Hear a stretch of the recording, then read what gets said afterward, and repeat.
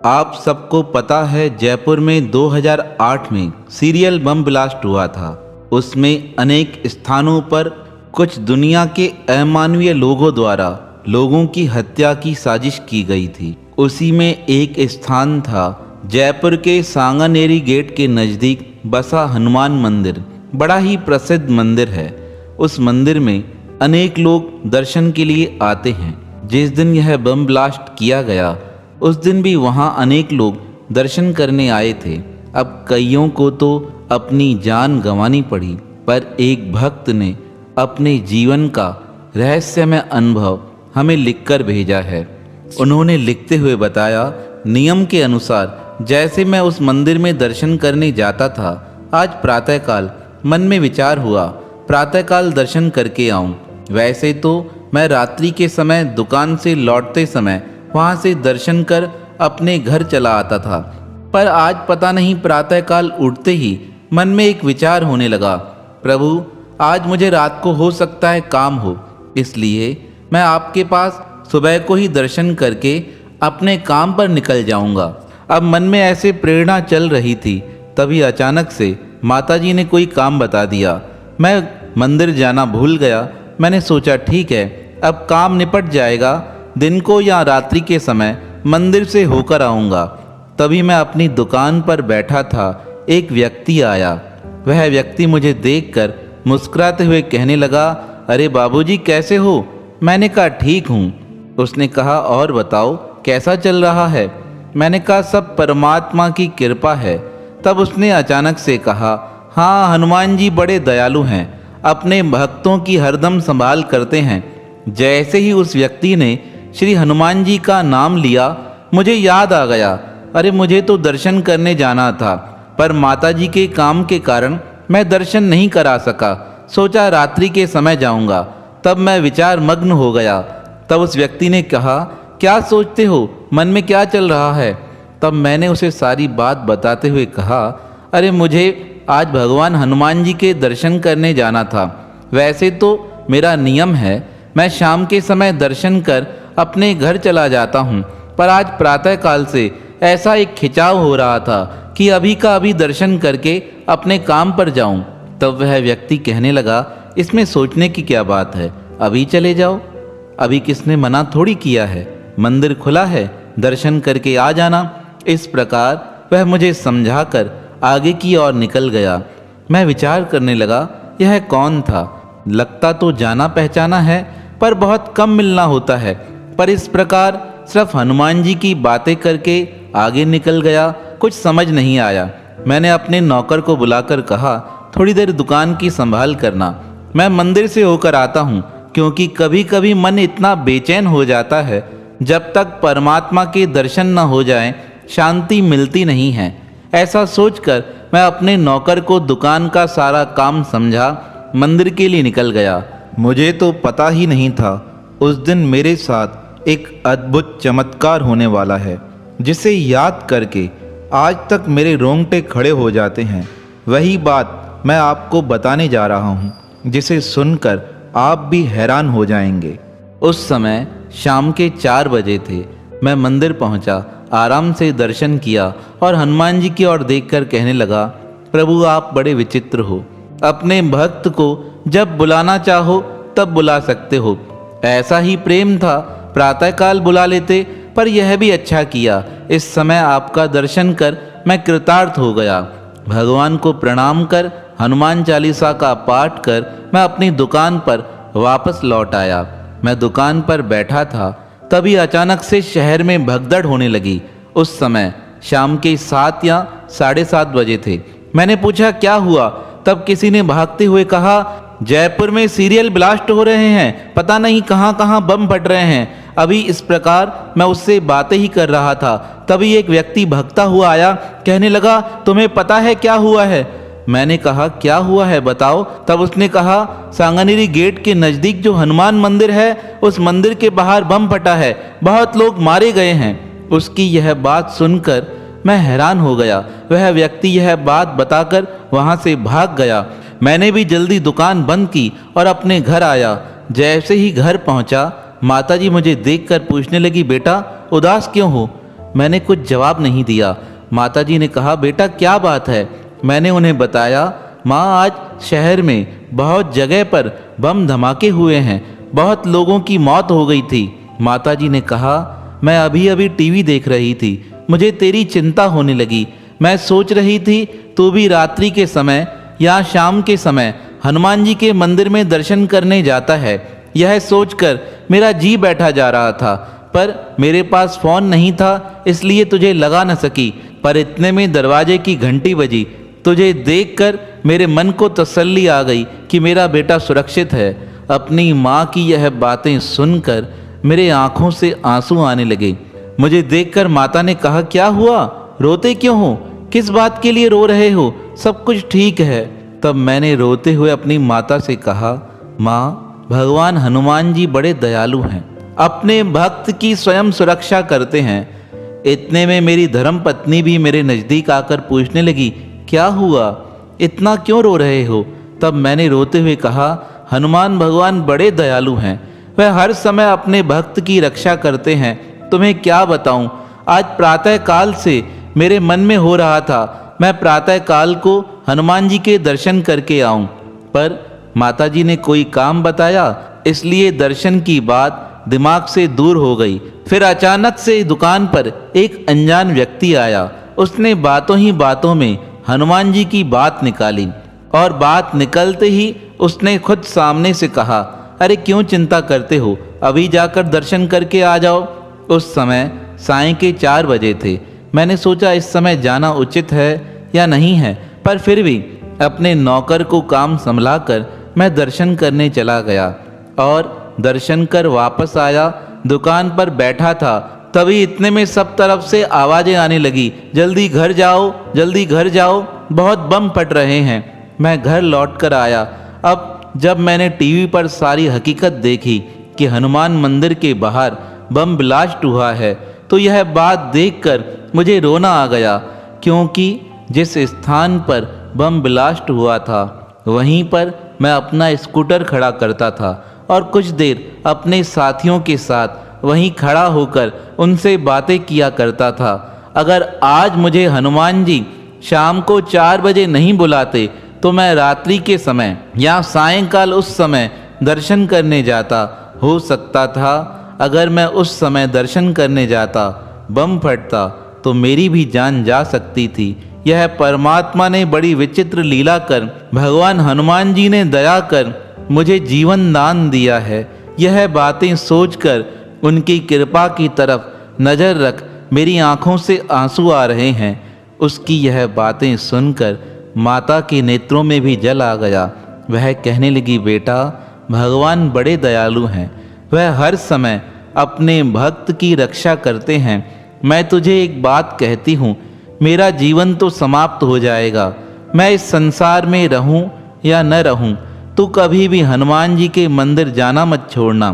अभी तक निरंतर मैं हनुमान जी के मंदिर में दर्शन करके आता हूँ। मेरे मन की जो पीड़ा होती है उनके दर्शन से समाप्त हो जाती है। तो ऐसे परम दयालु श्री राम भक्त हनुमान जी के पावन श्री चरणों में हमारा बारंबार प्रणाम है, प्रणाम है, प्रणाम है। घनघोर जंगल से रात्रि के समय एक धन संपन्न परिवार की स्त्री वहां से गुजरते हुए अपने घर की ओर आ रही थी। रात्रि का समय था, अंधकार था और अंधकार के साथ वह सघन और घना जंगल। जब वह इस प्रकार उस मार्ग से गुजर रही थी, चलते चलते उसे कुछ आवाज़ें सुनाई दी। उन आवाज़ों को सुनकर वह भयभीत हो गई, क्योंकि उसने अपने शरीर पर बड़े महंगे आभूषण धारण कर रखे थे। उसके वस्त्र भी बड़े कीमती थे। इन बातों को विचार कर वह भयभीत हो गई, पर अब आगे बढ़ने लगी। बढ़ते बढ़ते पुनः उसे वह आवाज़ें आने लगी, पकड़ लो, इसे पकड़ लो, इसका अभी हरण कर लो। यह सारे शब्द जब उसे सुनाई देने लगे, वह भयभीत हो गई। तब उसे एक संत के द्वारा कही गई एक बात याद आ गई। उन संत जी का नाम था बाबा बालक राम। बालक राम जी ने कहा था, जब भी कोई मुसीबत आ जाए, यह 2 शब्द कहना, सारी मुसीबत दूर हो जाएगी। तब उसने उन दो शब्दों को पुकारा। वह दो पावन शब्द थे, सीताराम। सीताराम सीताराम कहते ही एक बड़ा विचित्र चमत्कार हो गया। अब आप कहेंगे, बाबा बालक राम जी उस स्त्री को किस प्रकार मिले? तो इस बात को जानने के लिए हमें इस कहानी से पूर्व की ओर चलना पड़ेगा। प्रातः काल का समय हुआ था। वह कुलीन स्त्री बाबा बालक राम जी के पास आकर कहने लगी, हे महापुरुष, मेरे पास बच्चा नहीं है। मैं आपका नाम सुनकर आपके पास आई हूँ। अब आप कृपा कर मुझे आशीर्वाद दें, जिससे कि मेरे घर पर एक पुत्र हो। उसकी यह बात सुनकर स्वामी बालक राम जी कहने लगे, अरे हम तो परमात्मा का भजन करने वाले हैं, आप भी उनसे प्रार्थना कीजिए, उनकी कृपा से सब कुछ अच्छा हो जाएगा। तब वह जिद करते हुए कहने लगी, सारी दुनिया आपके पास आती है, जो आपसे मांगती है आपकी कृपा से उन्हें सब कुछ प्राप्त हो जाता है। अब मेरे अवसर पर आप इस प्रकार कह रहे हैं। मैं तो यही आश रखकर आपके पास आई थी कि आपकी कृपा से मेरी भी इच्छा पूर्ण हो जाएगी, मेरा घर आंगन भी बच्चों से परिपूर्ण हो जाएगा। तब बाबा बालक राम जी उसे समझाते हुए कहने लगे, तुम किसके साथ आई हो? तब वह संपन्न परिवार की स्त्री कहने लगी, मैं अपने घर से बिना बताए आपके पास चलकर आई हूँ, क्योंकि मेरे परिवार वाले संतों महापुरुषों में भगवान में विश्वास नहीं रखते हैं। उसकी बात सुनकर बाबा बालक राम जी कहने लगे, यह तो तुमने बड़ा ही कठिन कार्य किया है। घर से बिना बताए यहाँ चली आई हो और दोपहर का समय हो गया है। तुम्हारा घर भी यहाँ से 3 कोस दूर है, वापस कैसे जाओगी? और जंगल का रास्ता है। अब जल्दी से, मैं तो एक ही बात कहता हूँ, परमात्मा में विश्वास रखो, वह सब भला करेंगे। जंगल के मार्ग से होते हुए जल्दी से अपने घर चले जाना, अन्यथा कुछ दिक्कत ना हो। यह बात सुनकर वह स्त्री कहने लगी, अगर कुछ दिक्कत हो भी गई तो मुझे आप पर विश्वास है। उसके विश्वास को देखकर बाबा बालक राम जी कहने लगे, एक बात कहता हूँ, जीवन में जब भी कोई मुसीबत आ जाए 2 शब्द कह देना। वह 2 शब्द हैं, सीताराम सीताराम। अब यह शब्द उस स्त्री को प्राप्त हो गए। बाबा बालक राम जी को प्रणाम कर वह स्त्री अपने घर की ओर जाने लगी। जब वह घर की ओर जा रही थी तब यही बात घटित हो रही थी। रात्रि का समय, घनघोर अंधेरा, जंगल का रास्ता। कुछ लोग जो उसके पीछे पड़े थे वह साधारण नहीं थे, वह डाकू लोग थे। वह इसके रूप सौंदर्य को देखकर मोहित हो गए थे। वह इसका हरण कर कुछ दुराचार करने वाले थे। तभी उस स्त्री को बाबा बालक राम जी की बात याद आ गई और तब इस स्त्री ने सीताराम सीताराम 2 शब्द पुकारे। जब यह शब्द पुकारे गए तभी एक आश्चर्यमय चमत्कार हुआ। उस स्त्री को घोड़े पर चढ़ा एक नवयुवक दिखाई दिया, जिसके हाथ में धनुष बाण था और उसके पीछे भक्त बालक राम जी चलते हुए दिखाई दिए। अब बाबा बालक राम जी आगे चल रहे हैं और घोड़े पर एक नवयुवक आ रहा है। यह स्त्री पुकारते हुए कहने लगी, मेरी रक्षा करो, मेरी रक्षा करो। जब तक वह दुराचारी व्यक्ति इसके साथ कुछ कर पाते, इतने में उस नौजवान युवक ने उन सबके हाथ काट दिए। हाथ काट कर उस नौजवान ने सबको घायल कर दिया और बाबा बालक राम जी ने मुस्कुराते हुए स्त्री से कहा, बेटा अब सुरक्षित हो, अपने घर चली जाओ। वह स्त्री जैसे ही अपने घर पहुंची विचार करने लगी, मैं तो 1 कोस दूर आ चुकी थी। मैंने किस प्रकार परमात्मा को याद किया और परमात्मा वहां पहुंचे और बाबा बालक राम जी उनके साथ थे। यह सब बातें उन्हें किस प्रकार पता चल गई। मन में इस प्रकार विचार चलने लगा। उसने सारी बात अपने घर वालों को बताई। घर वाले सुनकर हैरान हो गए कि हमारी एक तो पुत्रवधू बिना बताए हमारे घर से गई थी और एक संत की कृपा से इसके सदाचार की रक्षा हुई है। अब तो परिवार का मन भक्ति की ओर बढ़ गया। सारा परिवार भक्त बालक राम जी के पास प्रणाम करने आया और उनसे सारी बात बताकर कहने लगा, हे भक्तराज, आपकी कृपा से हमारी पुत्रवधू की रक्षा हुई है। अब हमें पूर्ण विश्वास है आपकी कृपा से ही हमारे घर पुत्र की प्राप्ति होगी। तब बालक राम जी ने आशीर्वाद देते हुए कहा, यह तो बड़ी सद्भाग्नि है, इसे साक्षात परमात्मा के दर्शन प्राप्त हुए हैं। अब जिसे साक्षात परमात्मा के दर्शन प्राप्त हुए हों उसकी तो क्या महिमा गाई जा सकती है। बाबा बालक राम जी उस स्त्री को नमन करते हुए कहने लगे, तुम धन्य हो, तुम्हें तो परमात्मा के दर्शन प्राप्त हुए हैं। वह स्त्री कहने लगी, हे भक्तराज, जो कुछ भी प्राप्त हुआ है वह सब आपकी कृपा का फल है। आपने ही कहा था जीवन में जब भी कोई दिक्कत आ जाए 2 शब्द पुकारना, वह तुम्हारा कष्ट दूर कर लेंगे। मैंने तो सब सीताराम सीताराम कहा था, उनकी कृपा से परमात्मा साक्षात वहाँ प्रकट हो गए। अब तो सारे समाज में भक्त बालक राम जी का नाम होने लगा। बड़ी संख्या में लोग उनसे मिलने आते थे। वह तो थे तो ब्राह्मण परिवार के, पर उनका जीवन बड़ा सादगीमय था। कहते हैं एक बार जब वह सत्संग कर रहे थे, सत्संग समाप्ति के पश्चात उनके मन में विचार हुआ, काश मैं अयोध्या के दर्शन करके आऊं जहां पर भगवान श्री राम का जन्म हुआ है। इस प्रकार विचार करते हुए रात्रि भोजन के पश्चात उन्हें नींद आ गई।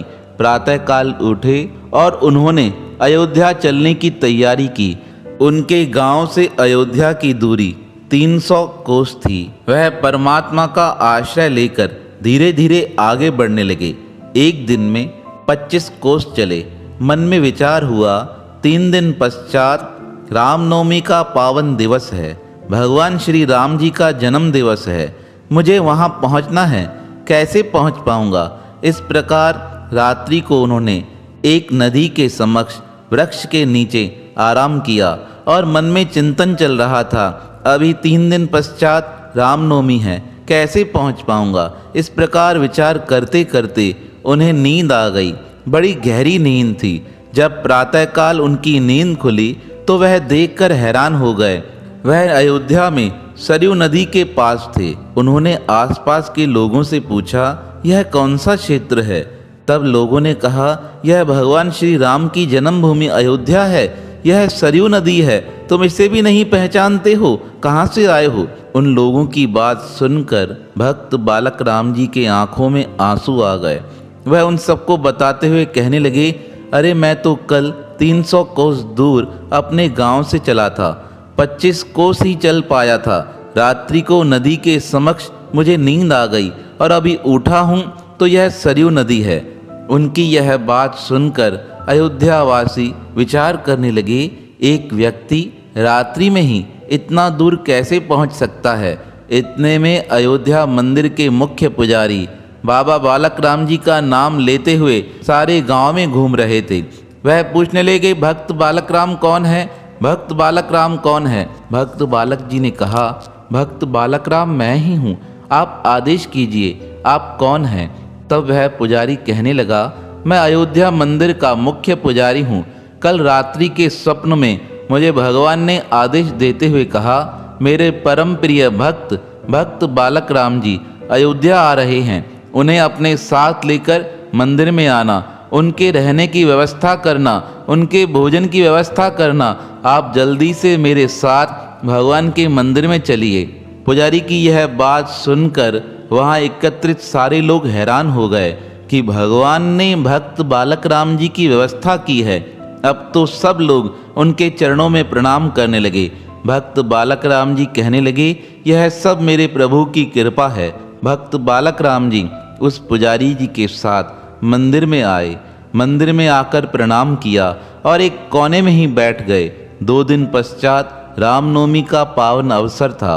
रामनवमी के पावन अवसर पर जैसे ही भक्त बालक राम जी भगवान के दर्शन करने गए, उनकी छवि को निहार वह उस पे मंत्र मुग्ध हो गए। परमात्मा को प्रार्थना कर कहने लगे, हे नाथ, अब आपके सिवा कुछ भी नहीं चाहिए, आपका दर्शन हो गया, बस यही कृपा करें, मेरा जीवन धन्य हो जाए। कहते हैं भगवान का दर्शन करते करते भक्त बालक राम जी के प्राण परमात्मा के हृदय में समा गए। वहीं पर उन्होंने समाधि ले ली। मंदिर में एकत्रित हुए सब लोग यह दिव्य लीला देखकर धन्य हो गए। सबने अपने हाथों से भक्त बालक राम जी को समाधि दी, तो अपने भक्त की रक्षा परमात्मा स्वयं करते हैं। जो सच्ची श्रद्धा के साथ सब 2 बार परमात्मा को पुकार ले, परमात्मा हर मुसीबत में प्रकट होकर अपने भक्त का मान बढ़ाते हैं। तो ऐसे भक्त वसल भगवान जो हर समय अपने भक्त की पुकार पर हर स्थान पर उपस्थित हो जाते हैं, उनके पावन श्री चरणों में हमारा बारंबार प्रणाम है, प्रणाम है, प्रणाम है।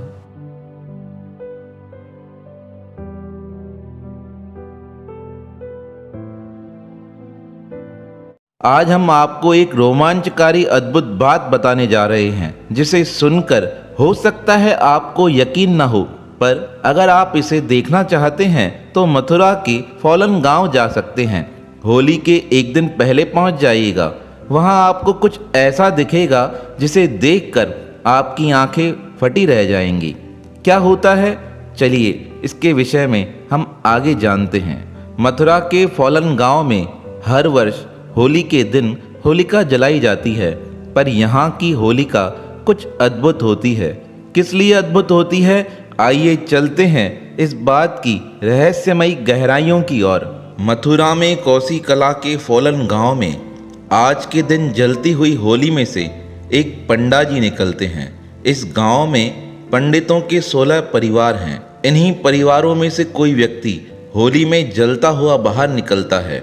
होली के दिन यहाँ बहुत बड़ा मेला लगता है। यहाँ पर एक प्रहलाद जी का मंदिर है, जिसमें श्री नरसिंह भगवान व प्रहलाद जी की सुंदर मूर्तियाँ स्थापित हैं।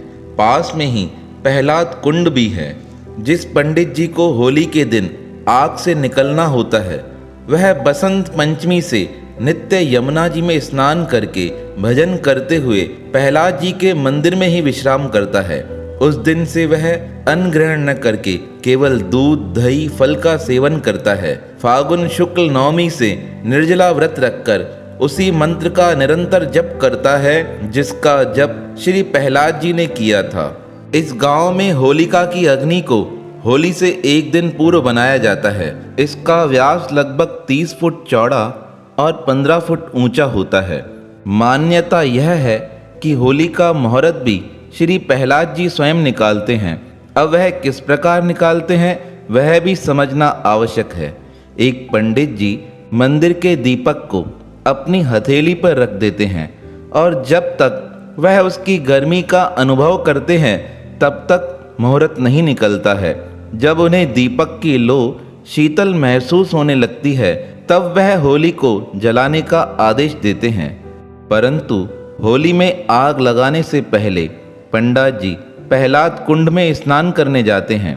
पंडित जी के होली की आग में से निकलने से पहले उनकी बहन लोटे में जल लेकर उस जल को होली के चारों ओर डालती है, होली की प्रदक्षिणा करती है। दहकती होली की आग के बीच में से जब पंडित जी निकलते हैं, आग उनका बाल भी बांका नहीं कर पाती है, जिसे देखकर हर कोई अचंभित हुए बिना नहीं रह पाता है। सारा वातावरण भक्त प्रहलाद और नरसिंह भगवान की जय जयकार से गूंज उठता है। मान्यता यह है, इस गांव में हिरण्याकश्यप के कहने पर उसकी बहन होलिका ने भक्त प्रहलाद को जलाने का प्रयास किया था, लेकिन भगवान की कृपा से प्रहलाद का बाल भी बांका नहीं हुआ। इस रोमांचकारी व अद्भुत चमत्कार को देखकर हर कोई कहने लगता है, ब्रज में फूलों की होली देखी, रंग अबीर गुलाल की होली देखी, पर फॉलन गांव की यह होली अपने आप में बड़ी अनूठी होती है।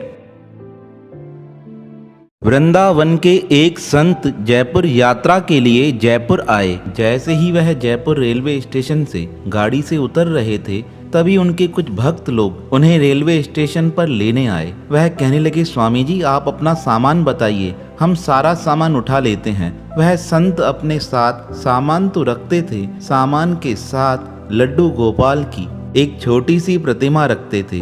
वह संत कहने लगे, अरे मैं अपना सामान स्वयं उठा लूंगा, आप चिंता न करें। पर अब भक्त तो भक्त होते हैं। वह कहने लगे, महाराज ऐसे कैसे हो सकता है, हम आपका सामान उठाएंगे। अब भक्तों ने सामान उठाया, सामान उठाकर वह स्वामी जी को अपने साथ अपने घर लेकर आए। स्वामी जी ने स्नान किया। स्नान के पश्चात जैसे ही वह परमात्मा का ध्यान करने वाले थे, तभी उन्होंने भक्तों से पूछा, तुमने सामान उठाया था, उस सामान के साथ मेरे लड्डू गोपाल जी की एक प्रतिमा थी, वह प्रतिमा कहाँ है? अब तो सारे भक्त चिंतित हो गए। वह कहने लगे, महाराज उसने उठाई थी। कोई कहने लगा, महाराज उसने उठाई थी। संत कहने लगे, अरे इसका मतलब आप मेरे लड्डू गोपाल को गाड़ी में ही भूल कर आ गए हो। ऐसा विचार आते ही उन महापुरुषों को रोना आ गया। वह बड़े जोर से रोने लगे। वह कहने लगे, मेरे भगवान गाड़ी में रह गए हैं, अब उनकी संभाल कौन करेगा? इस प्रकार वह बड़े जोर से रोते हुए कहने लगे, मुझे वापस रेलवे स्टेशन लेकर चलो, मुझे उस गाड़ी को देखना है और अपने भगवान को ढूंढ कर वापस लेकर आना है। तब भक्त कहने लगे, महाराज वह गाड़ी तो आगे निकल गई होगी। तब संत कहने लगे, मुझे अपने परमात्मा पर पूरा विश्वास है, वह मेरा इंतजार करेंगे, आप चलो मेरे साथ। अब उन भक्तों को स्वामी जी की बात पर विश्वास तो हुआ नहीं, पर स्वामी जी के आगे अधिक कुछ कह नहीं सकते थे, इसलिए स्वामी जी की बात मानकर वह उन्हें अपने साथ स्टेशन पर लेकर आए। रास्ते पर संत जी का रोते रोते बुरा हाल हो रहा था। वह सोच रहे थे, आज मेरे भगवान मुझसे अलग हो गए हैं। इस प्रकार अनेक विचार उनके मन में चल रहे थे और विचार करते करते उन्होंने मन में निश्चय कर लिया, अगर मेरे लड्डू गोपाल आज मुझे वापस नहीं मिले तो आज के बाद मैं कभी भोजन ग्रहण नहीं करूँगा। इस प्रकार उन्होंने अपने मन में यह निश्चय ले लिया और यह निश्चय उन्होंने अपने भक्तों को भी बता दिया। भक्त बड़े चिंतित होने लगे। वह भी यही प्रार्थना करने लगे कि हमारे संत जी को उनके भगवान पुनः वापस मिल जाएं, पर अब गाड़ी तो अपने समय पर चलती है। जैसे ही भक्त लोग संत जी को लेकर वापस स्टेशन पर पहुंचे, वह देखकर हैरान हो गए। जिस गाड़ी में स्वामी जी आए थे, वह गाड़ी 2 घंटे से कहीं भी आगे के लिए जा ही नहीं सकी थी। तब किसी ने बताया, यह अमुक गाड़ी है, वृंदावन से आई थी, इसे आगे जाना था, पर इंजन में कुछ खराबी आ गई है, इसलिए वह आगे जा नहीं पा रही है। अब संत जी तो भागते हुए उस कोच में चले गए जिसमें वह बैठकर जयपुर तक आए थे। जैसे ही वह अपनी सीट के नजदीक गए, वह देखकर प्रसन्न हो गए। उनके श्री लड्डू गोपाल जी की मूर्ति वहीं पड़ी थी जहां पर उन्होंने निकलते समय उसे स्थापित किया था। संत जी ने जैसे ही लड्डू गोपाल के श्री विग्रह को अपने स्थान पर देखा, उसे दौड़ते हुए अपने सीने से लगा दिया। कहने लगे, हे नाथ, आज आपने मेरी प्रार्थना स्वीकार कर ली। मैंने तो मन में यह निश्चय कर लिया था, अगर आज आप मुझे प्राप्त नहीं होते तो मैं जीवन पर्यंत भोजन का त्याग कर देता। जैसे ही संत जी ने श्री विग्रह को पकड़ते हुए रोना प्रारंभ किया, तभी नजदीक बैठे यात्री कहने लगे, महाराज क्यों रोते हो, क्यों चिंता करते हो? अब तो आपके परमात्मा आपको प्राप्त हो गए हैं। अब तो आप यह प्रार्थना कीजिए कि यह गाड़ी पुनः प्रारंभ हो जाए। तब संत जी पूछने लगे, क्या यह गाड़ी प्रारंभ नहीं हो रही है? तब वह यात्री कहने लगे, महाराज जब से आप गए हो, पता नहीं गाड़ी में कौन सी खराबी आई है, गाड़ी प्रारंभ नहीं हो पा रही है। बताने वाले तो यहाँ तक कह रहे हैं, हो सकता है 12 घंटे भी लग सकते हैं। अब हमें तो दूर की ओर जाना है, आप यही प्रार्थना कीजिए अपने परमात्मा से, यह गाड़ी प्रारंभ हो जाए। जब वह यात्री इस प्रकार कह रहे थे, तब संत जी उनसे कहने लगे, अब यह गाड़ी प्रारंभ हो जाएगी। मुझे तो एक ही बात नजर आ रही है कि मेरे भगवान ने स्वयं मेरे इंतजार में इस गाड़ी को खड़ा किया था। मेरे लड्डू गोपाल भी मुझसे अलग नहीं होना चाहते थे। मैं सच कहता हूँ, जैसे ही मैं इन्हें लेकर जाऊँगा, आपकी गाड़ी भी प्रारंभ हो जाएगी। और जैसे ही संत जी भक्तों के साथ श्री लड्डू गोपाल को अपने हाथों में उठाकर जैसे ही ट्रेन से नीचे उतरे, अचानक से ट्रेन का इंजन स्टार्ट हो गया। ट्रेन ने सीटी बजाई, गाड़ी आगे की ओर प्रस्थान कर गई। सब लोग यह देखकर बड़े प्रसन्न हो गए कि भगवान श्री लड्डू गोपाल जी ने स्वयं अपने भक्त का ट्रेन में बैठकर इंतजार किया था। तो अपने भक्तों के लिए परमात्मा बड़ी विचित्र लीला करते हैं। तो ऐसे भक्त वसल भगवान के पावन श्री चरणों में हमारा बारंबार प्रणाम है, प्रणाम है, प्रणाम है।